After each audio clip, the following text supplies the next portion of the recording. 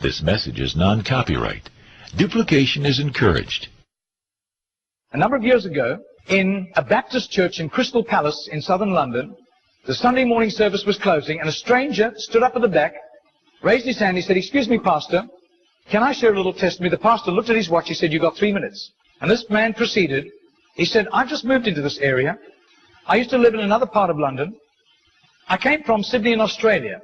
And just a few months back, I was visiting some relatives, and I was walking down George Street. You know where George Street is in Sydney? It runs from the business hub out to the Rocks, the colonial area.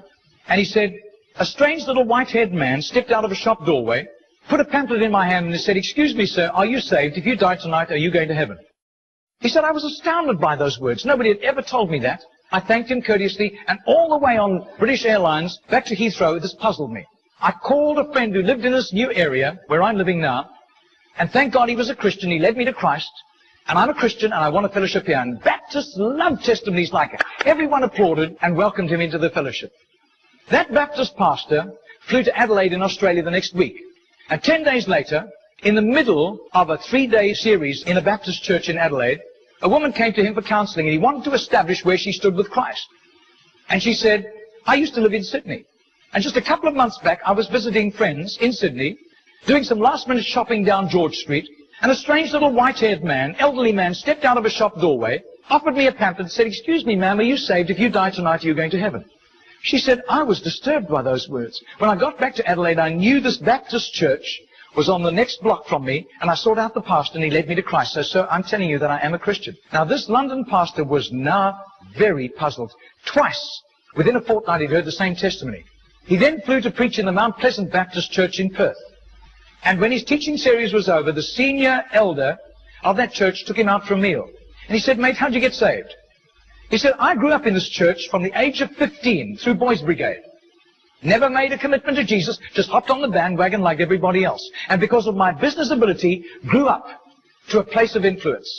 I was on a business outing in Sydney just 3 years ago, and an obnoxious, spiteful little man stepped out of a shop doorway, offered me a religious pamphlet, cheap junk, and accosted me with a question. 'Excuse me, sir, are you saved? If you die tonight, are you going to heaven?' He said, I tried to tell him I was a Baptist elder. He wouldn't listen to me. He said, I was seething with anger all the way home on Qantas to Perth. He said, I told my pastor thinking he would sympathize with me, and my pastor agreed. He had been disturbed for years, knowing that I didn't have a relationship with Jesus, and he was right. And my pastor led me to Jesus just 3 years ago." Now, this London preacher flew back to the UK and was speaking at the Keswick Convention in the Lake District. And he threw in these 3 testimonies. At the close of his teaching session, 4 elderly pastors came up and said, "We got saved between 25 and 35 years ago, respectively, through that little man on George Street giving us a tract and asking us that question." He then flew the following week to a similar Keswick Convention in the Caribbean, to missionaries. And he shared the testimonies. At the close of his teaching session, 3 missionaries came up and said, "We got saved between 15 and 25 years ago, respectively, through that little man's testimony and asking us that same question on George Street in Sydney." Coming back to London, he stopped outside Atlanta, Georgia, to speak at a naval chaplains convention. And when his 3 days of revving these naval chaplains up, over 1,000 of them, in soul winning, the chaplain general took him out for a meal. And he said, "How did you become a Christian?" He said, "Well, it was miraculous. I was a rating on a United States battleship, and I lived a reprobate life. We were doing exercises in the South Pacific, and we docked in Sydney Harbour for replenishments. We hit King's Cross with a vengeance. I got blind drunk. I got on the wrong bus, got off in George Street, and as I got off the bus, I thought it was a ghost. This elderly white-haired man jumped in front of me, pushed a pamphlet in my hand, and said, 'Sailor, are you saved? If you die tonight, you're going to heaven.' He said, the fear of God hit me immediately. I was shocked sober and ran back to the battleship, sought out the chaplain. The chaplain led me to Christ, and I soon began to prepare for the ministry under his guidance, and here I am in charge of over 1,000 chaplains, and we're bent on soul winning today." That London preacher, 6 months later, flew to do a convention for 5,000 Indian missionaries in a remote corner of northeastern India, and at the end, the Indian missionary in charge, a humble little man, took him home to his humble little home for a simple meal. And he said, "How did you, as a Hindu, come to Christ?" He said, "I was in a very privileged position. I worked for the Indian diplomatic mission. And I travel the world, and I am so glad for the forgiveness of Christ and His blood covering my sin, because I'd be very embarrassed if people found out what I got into. He said, one bout of diplomatic service took me to Sydney. And I was doing some last-minute shopping laden with parcels of toys and clothing for my children, walking down George Street. And this courteous little white-haired man stepped out in front of me, offered me a pamphlet, and said, "Excuse me, sir, are you saved? If you die tonight, are you going to heaven?" He said, I thanked him very much, but this disturbed me.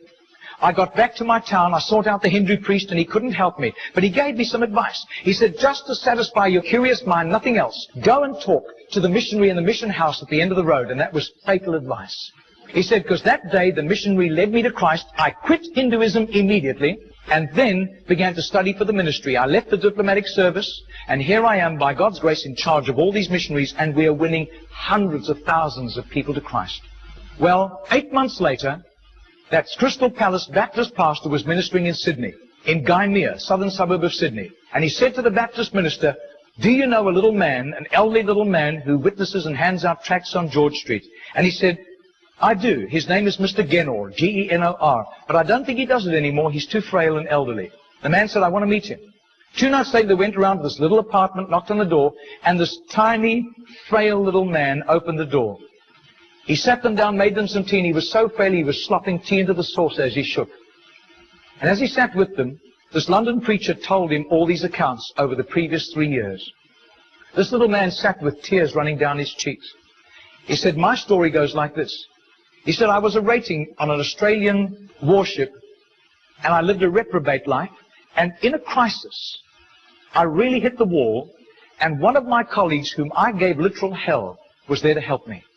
He led me to Jesus, and the change in my life was night to day in 24 hours. And I was so grateful to God. I promised God that I would share Jesus in a simple witness with at least 10 people a day, as God gave me strength. Sometimes I was ill, I couldn't do it, but I made up for it for other times. I wasn't paranoid about it, but I have done this for over 40 years, and in my retirement years, the best place was on George Street. There were hundreds of people. I got lots of rejections. But a lot of people courteously took the tracts. And he said, in 40 years of doing this, I've never heard of one single person coming to Jesus until today. Do you know, I would say that has to be commitment. That has to be just sheer gratitude and love for Jesus to do that, not hearing of any results. Margarita did a little count. That's 146,100 people. That simple little non-charismatic Baptist man influenced somehow to Jesus. And I believe what God was showing that Baptist minister was the tip of the tip of the tip of the tip of this iceberg. Goodness knows how many more had been arrested for Christ and were doing huge jobs out in the mission field. Mr. Genor died 2 weeks later.